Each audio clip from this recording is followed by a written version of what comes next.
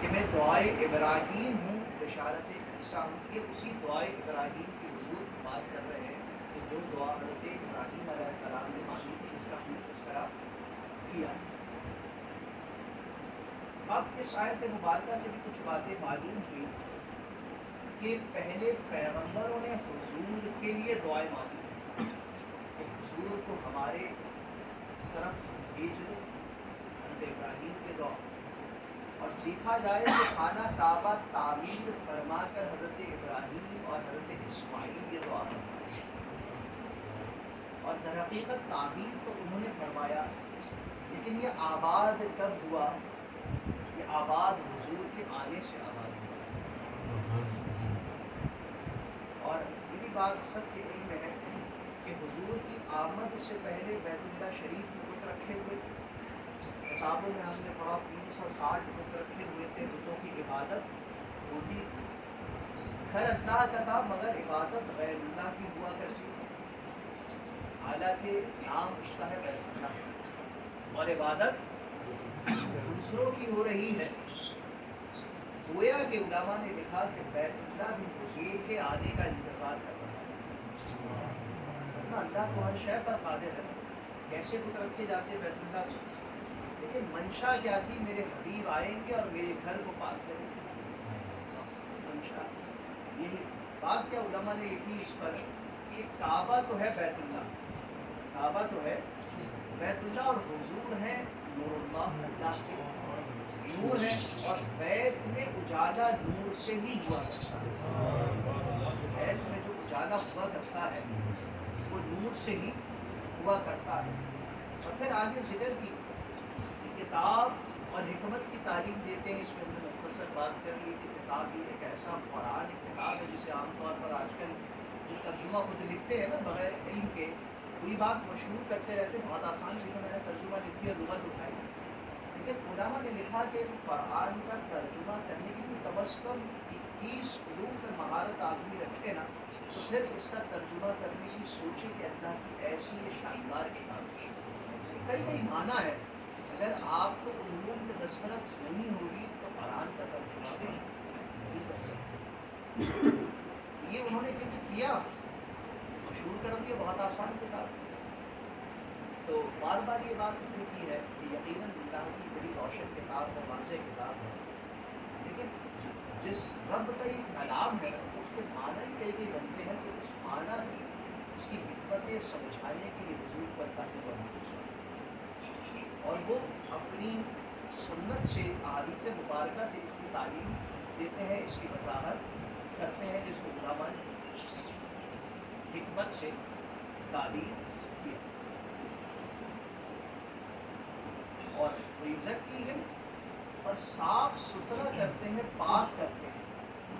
یہ بڑی بات تو آسان تھی کہ کتاب آئی، تلاوت ہو گئی، کتاب سکھا دی، معنی بھی سکھا دی. لیکن یہ کیا ہے کہ یہ اس کا مطلب ہے کہ حضور کی ایک ذمہ داری اللہ نے یہ رکھی قرآن کے ذریعے کہ یہ قلوب کو پاک کرے. جب یہ پاک ہوگا تو قرآن اس کو اترے گا. اب پاک کرنے کی ذمہ داری کس کی رکھی؟ وَيُزَكِّيهِمْ کہ یہ اسے دلوں کو پاک کرتے ہیں.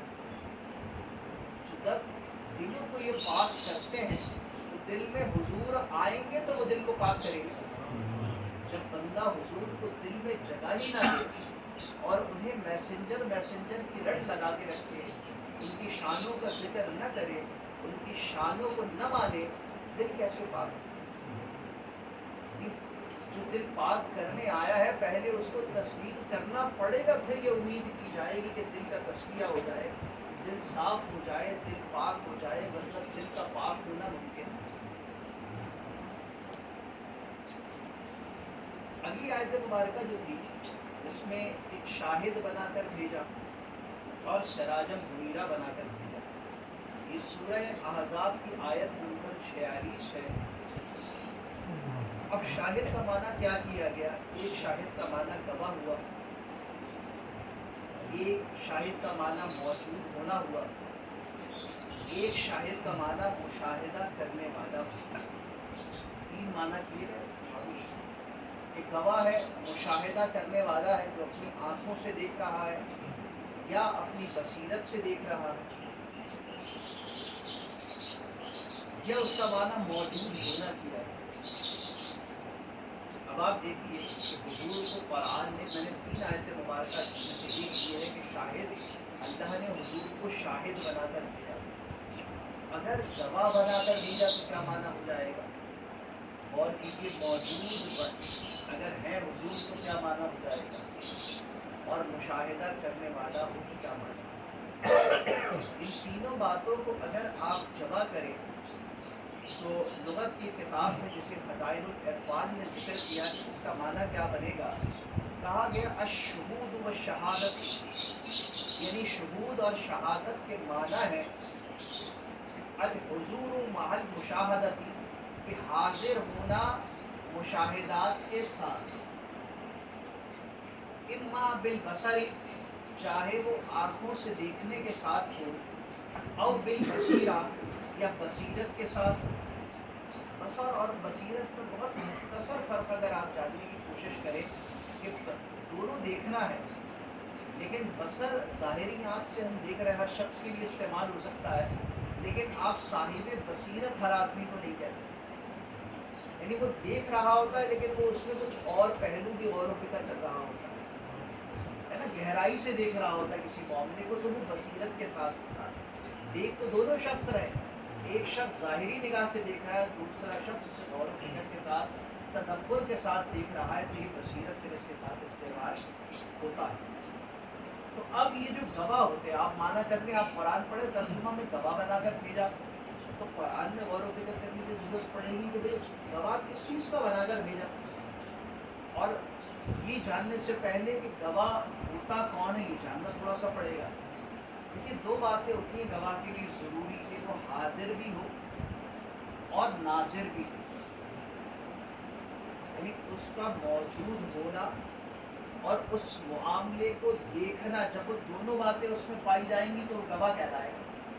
یعنی آپ روڈ پر کھڑے لیکن آپ کسی اور طرف دیکھ رہے ہیں، ایکسیڈنٹ ہوا، تو آپ حاضر تو ہیں مگر ناظر، آپ نے دیکھا ہی نہیں کہ کیا ہوا، گھر میں بچے لڑ رہے، آپ موجود تو ہے لیکن آپ نے دیکھا ہی نہیں کیا ہوا، تو آپ حاضر تو ہوئے مگر گواہی نہیں دے سکتے کیونکہ ناظر نہیں ہے۔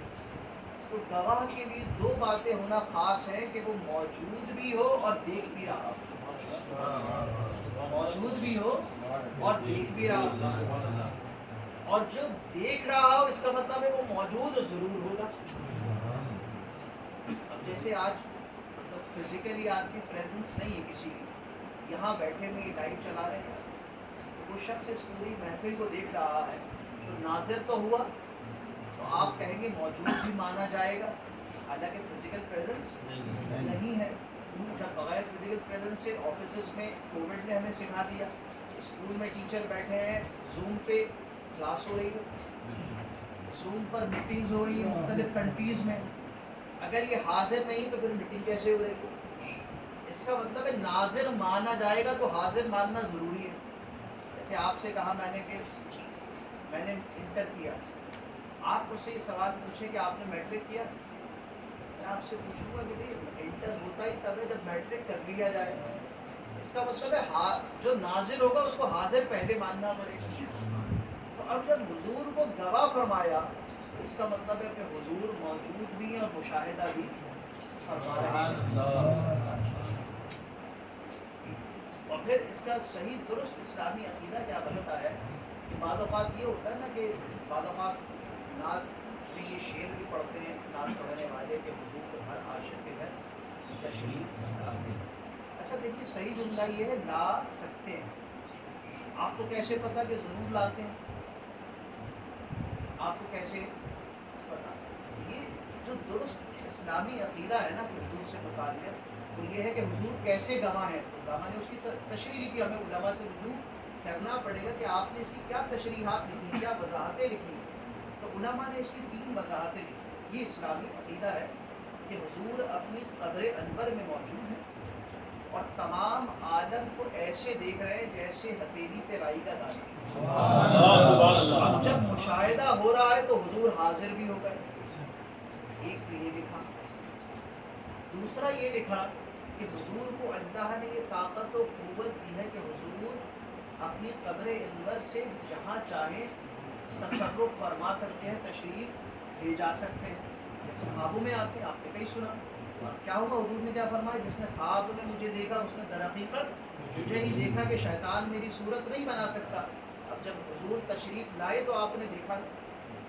اور تیسرا علماء نے کیا لکھا کہ اللہ نے آپ کو یہ طاقت و قوت دی ہے کہ ایک ہی وقت میں آپ کئی جگہ تصرف فرما سکتے ہیں. جب حضور قبر میں تشریف لائیں گے اور تیسرا سوال ہوگا، جیسے نعت پڑھ رہے تھے کہ نقیرین جب حضور آئیں گے پوچھیں گے کہ بھئی یہ حضور کا کھڑو کھڑے بہر تعظیم کے تعظیم کرو، کھڑے ہو کر استقبال کرو، حضور آئے. اب ایک وقت میں کتنے لوگوں کا انتقال ہو رہا ہے اور حضور موجود ہو رہے ہیں. اللہ نے یہ قوت تصرف عطا فرمایا ہے. اب شیطان ہمیں بہکا دیتا ہے، ایسا کیسے ممکن ہے؟ لیکن بات یہ تھی کہ جو ہمیں بہکاتا ہے ہم اس کو مانتے ہیں. ہم شیطان کو ہی مانتے ہیں. اللہ نے اسے یہ قوت دی ہے ہر ایک کے دل میں چلا جائے، ہر جگہ آ جائے. قرآن میں کیا ہوا، یہ تمہیں وہاں سے دیکھتے ہیں وَقَبِيلُهُ، اور ان کا قبیلہ تمہیں وہاں سے دیکھتا ہے جہاں سے تم انہیں نہیں دیکھتے. اس کا مطلب ہے شیطان ہر وقت دیکھ رہا ہے. تو شیطان کو تو ہم یہ مانتے ہیں کہ یہ ہر وقت دیکھ سکتا ہے، ہر جگہ جا سکتا. اللہ نے کتنی قوت دی ہے کہ ہر شخص کو، اربوں خربوں لوگوں کو ان کے خیالات کے مطابق انہیں جا کر بہکا دیتا ہے. ان کے کتنا تصرف دیا ہے. اللہ اپنے پیاروں کو تصرف نہیں دے سکتا، اس کو تو تصرف دے رہا ہے جو دھتکارا ہوا ہے. اور جو سب سے دھتکارا ہوا ہے اس کو اتنا تصرف دیا کہ ہر ایک کے خیالات پر آگاہ ہو جائے اور آگاہ ہو کر اس کو بہکا دے. اس کو یہ تصرف ہے جو سب سے دھتکارا ہوا ہے. جو سب سے پیارا ہو اس کو کیا تصرف دیا ہو.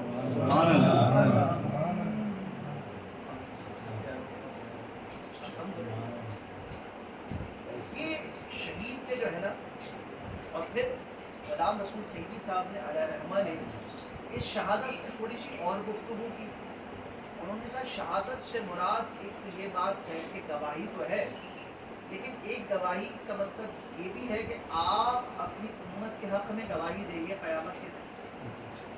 اچھا پھر وہی جب ان کے حق میں گواہی دیں گے تو آپ جانتے ہوں گے میری امتی نے کیا کیا، یہ تو گواہی دیں گے، بات وہیں پہنچے گی. پھر ہم اس سے تشریح میں نہیں جاتے. پھر دوسری بات یہ بھی کہ گواہی کی معنی یہ ہے کہ حضور جو ہے اللہ کی ذات و صفات، جنت دوزخ سب کی گواہی دیتے ہیں. پھر کہا کہ اس میں کیا کمال، یہ تو تمام انبیاء دیتے ہیں، یہ تو تمام انبیاء دیتے ہیں. غلام رسول سعید صاحب علیہ رحمہ فرماتے ہیں کہ کمال یہ ہے کہ سب انبیاء نے سن کر گواہی دی ہے اور حضور وہ واحد گواہ ہے کہ جنہوں نے مشاہدہ کرنے کے بعد گواہی دی. یہ فرق ہے. پھر کہا کہ تیسرا اس کا مراد یہ بھی ہے کہ آپ صلی اللہ علیہ وسلم کا دنیا میں امور آخرت پر شاہد ہونا. یعنی حوض کوثر پر آپ بتاتے ہیں کہ کیسا ہوگا حوض کوثر، امور آخرت ہے. آپ گواہی کہاں دے رہے ہیں؟ دنیا میں دے رہے ہیں. کتنے پیارے ہوں گے، حضور بتا رہے ہیں کہ آسمان کو ستاروں کے برابر پیارے ہوں گے. سرات کب ہوگا؟ حشر میں ہوگا. حضور آج بتا رہے ہیں اتنا باریک ہوگا کہ بال سے باریک ہوگا. امور آخرت ہے. گواہی کب دی جا رہی ہے؟ دنیا میں دی جا رہی ہے. اور چوتھا حضور نے کیا فرمایا کہ چوتھے ذکر فرمایا کہ چوتھا اس کا عمل کیا ہوں گے، اس کا ذکر فرمایا کہ حضور جو ہے وہ دوسری امتوں پر بھی گواہی دے گی. اس قرآن میں آیا کہ حضور کی امت دوسری امتوں کی گواہ ہوگی، پھر حضور اس پر گواہی دیں گے. کیونکہ وہ جھٹلائیں گے نا، کہیں ہمارے پاس انبیاء نہیں آئے، کہیں گواہ لاؤ. انبیاء کہیں ہم نے تمہیں دعوت ہے، ہم دیں گے حضیر، اس سے بات بڑی معروف ہے. تو امت کو گواہ کے لیے پیش کیا جائے گا، حضور کی امت کو. وہ کہیں گے کہ یہ تو تھے ہی نہیں جیسے گواہی دے رہے ہیں. یہ امت کہے گی کہ ہم نے قرآن پڑھ کر حضور سے سن کر گواہی دی، پھر حضور تشریف لے کر آئے. اور حضور دوسری امتوں کی گواہی دے اور انبیاء کی گواہی دے، جو کن انبیاء کی جو حضور سے پہلے تشریف لاتے، اور گواہی دی کب جاتی ہے یہ ہم نے سمجھ لیا ہے کہ جب موجود بھی ہو مشاہدہ بھی ہو تبھی گواہی ہوتی ہے، کہ گواہی ان دونوں باتوں کے بغیر ہو نہیں سکتی۔ یہ بات کہ صحیح درست عقیدہ کیا ہے شاہد کے اعتبار سے بھی ہم نے بہت ہی مختصر جانا، اور ایک اور بڑی حکیم الامت کی بات اپنی کتاب شان حبیب الرحمان میں لکھی مفتی احمد یار خان علیہ الرحمٰن نے شیطان کے حوالے سے کہ شیطان تو ایک مرض ہے نا، یوں سمجھیں انہوں نے کہا کہ اگر مرض طاقتور ہو اور دوا کمزور ہو تو اللہ کی یہ حکمت نہیں، جب اس نے مرض پیدا کیا تو اس کی دوا جو ہے اس سے زیادہ تاثیر والی پیدا کرنا ہے۔ شیطان کو جب پیدا کیا ہے تو شیطان تو پھر مرض ہوا، اور دوا کیا ہے؟ انبیاء ہے، حضور ہے، کہ جو ہمارا ابھی کیا آپ نے سنا تزکیہ فرماتے ہیں، ہمیں دلوں کو ہمارے پاک کرتے ہیں تو وہ دوائی زیادہ مضبوط ہونی چاہیے اس مرض سے، اگر ایسا نہ ہوگا تو یہ حکمت کے خلاف ہوگا۔ اب یہ کہ شیطان جانے اور حضور علم نہ رکھے اس کا ہے، تو یہ بات بالکل عقل کو بھی زیب دیتی نہیں، عقل کو بھی زیب اور دماغ میں بھی آتی نہیں۔ آخری 3-4 منٹ 5 منٹ رہتے ہیں ہمارے گھر، 48 پر انشاءاللہ ختم کریں گے۔ سراجم منیرہ کی گفتگو پورا ہے۔ سراج کو دیکھیں، ایک معنی سراج کا ہے کہ سورج، اور قرآن میں بھی سورج کے لیے سراج اللہ نے استعمال فرمایا، اور ایک معنی ہے چراغ، کہ اللہ نے آپ کو سورج بنا کر بھیجا۔ یہ بھی بات سمجھ میں آتی کہ آپ آسمان دنیا کے ایسے سورج ہوئے، تمام انبیاء کے اعتبار سے آپ ایسے سورج ہوئے کہ باقی ساری روشنیاں آپ کے سامنے کم پڑ گئی، یعنی آپ ہی کی شریعت چلی، اور کوئی روشنی، اور ہر چیز سورج سے روشنی دیتی ہے، سورج کسی سے روشنی نہیں۔ حضور کو سراج فرمایا، کہاں پر اگر اس کا معنی چراغ ہو جائے کہ اللہ کا کلام اللہ حکمت جتنا جانتا ہے، ہو سکتا معنی چراغ ہو اس کا، تو چراغ کیوں کیا؟ چراغ تو چھوٹا ہوتا ہے، تو کہا چراغ میں یہ خوبی ہوتی ہے کہ ایک چراغ سے دوسرا چراغ جل جاتا ہے۔ ایک چراغ ہو، آپ ہزاروں چراغ جلا لیں لیکن ایک سورج سے آپ دوسرا سورج نہیں بنا سکتے۔ کہا اگر چراغ مانا ہوگا تو مطلب یہ ہوگا کہ ایسے چراغ ہیں جن سے ہزاروں لاکھوں چراغ روشن، اگر چراغ مانا ہوگا۔ اور پھر منیر کا کیا مطلب ہوا؟ علماء نے لکھا کہ چراغ تو ارد گرد روشنی دے رہا ہے، اوپر روشنی دے رہا ہے، اب نیچے کا کیا کیا جائے، کیونکہ چراغ کی روشنی نیچے کیسے پہنچے گی؟ تو کہا منیر اس لیے فرمایا کہ تاکہ نیچے بھی روشنی پہنچ جائے۔ جب ظاہر کر دے گا وہ چراغ تو ہر جگہ کو ظاہر کرے گا، ورنہ کہیں آدمی سمجھے نا کہ چراغ جو ہے وہ اوپر اور نیچے روشنی، اوپر اور ارد گرد روشنی دے گا اور نیچے روشنی نہیں دے گا۔ یہ سراج اور منیر کے بارے میں چند باتیں میں نے عرض کی، اور پھر بشیر کیسے ہیں کہ بشارت دیتے ہیں۔ مسلمانوں کو بھی چاہیے کہ ایک دوسرے کو اچھی خبریں دیں، ایک دوسرے کو اچھی خبریں دیں، ایک دوسرے کے دل کو ہلکا کریں۔ ظاہر ہے بڑا مشکل دور ہے، تو میں نے حضور کی ایک حدیث مبارک لی، حضرت انس بن مالک رضی اللہ تعالیٰ عنہ سے روایت ہے کہ اللہ کے رسول نے ارشاد فرمایا، خوشخبری دو، نفرتیں نہ پھیلاؤ، لوگوں کی آسانی کا خیال کرو اور انہیں سختی میں نہ ڈالو۔ حضور نے کہا، اس کو امام بخاری علیہ رحمہ نے اپنی کتاب بخاری شریف میں رکھی۔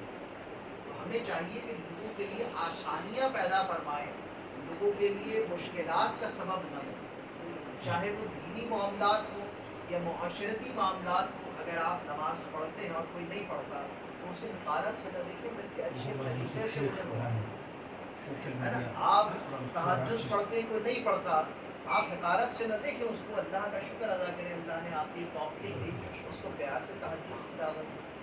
آپ قرآن پڑھتے ہیں، کوئی نہیں پڑھتا، اس کے ساتھ نفرت والا سلوک نہ کہ آپ اپنے آپ کو کوئی بہت بڑا آدمی سمجھنے لگے، بلکہ نرمی کے ساتھ مسلمانوں سے پیش آئے کہ اللہ تعالیٰ بہتر جانتا ہے ہر شخص کے ساتھ آ کر کیا ہوگا.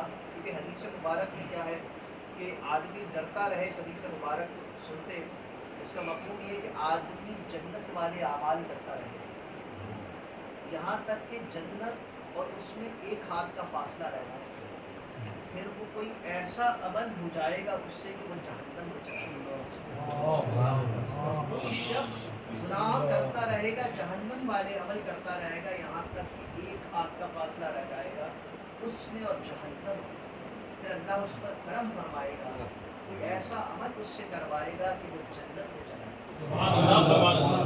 آدمی اور کرتا رہے اور یہ ڈرتا رہے کہ اللہ نے اس کا ٹھکانہ کیا لکھا ہے, اور اللہ اور اس کے رسول کے پیغام پر عمل کرتا رہے, اللہ کے حبیب سے محبت کرتا رہے.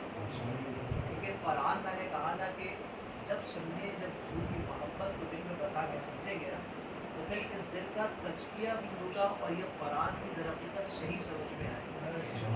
ورنہ اتنے کہ ہر آدمی قرآن کی دعوت دے رہا, جتنے لوگ ہیں نا پوری دنیا قرآن, ہم قرآن کی دعوت دیں, لیکن آپ سب سمجھتے ہیں کہ اس میں کئی معاملات ہیں, کتنی چیزیں ہیں, یہ بتانے کی ضرورت نہیں. اللہ تعالیٰ ہمارے حفاظت فرمائے, اللہ تعالیٰ ہمارے ایمان کی حفاظت فرمائے, اللہ تعالیٰ ہم سب کا خاتمہ بالخیر ایمان کے ساتھ ہمیں اللہ تعالیٰ کی محبت کی محبت عطا فرمائے. اللہ تعالیٰ اس مبارک اس میں اپنے حبیب کو بھیجا, اس کے اندر خوب قرآن مجید سیکھنے والا بنائے, عبادت کرنے والا بنائے, عبادت کرنے اللہ اور اس کے رسول کو راضی کرنے والا بنائے. بلا حساب و کتاب اور نصیب ہمارے اہل و عیال کی مغفرت فرمائے, ہمارے ماں باپ کی مغفرت فرمائے, ہمارے عزیز و اقارب کی مغفرت فرمائے, جو بیمار ہے سب کو صحت کاملہ عطا فرمائے, شفاء کاملہ عطا فرمائے, ہم سب کے گھر سے خیر و برکت کو نصیب فرمائے, اس گھر کی خیر و برکت کو نصیب فرمائے. اسی طرح ہمیں اخلاص کے ساتھ قرآن مجید سیکھنے والا بنائے, سب کی مشکلات کو اللہ آسان فرمائے. صلی اللہ تعالیٰ علیہ وسلم.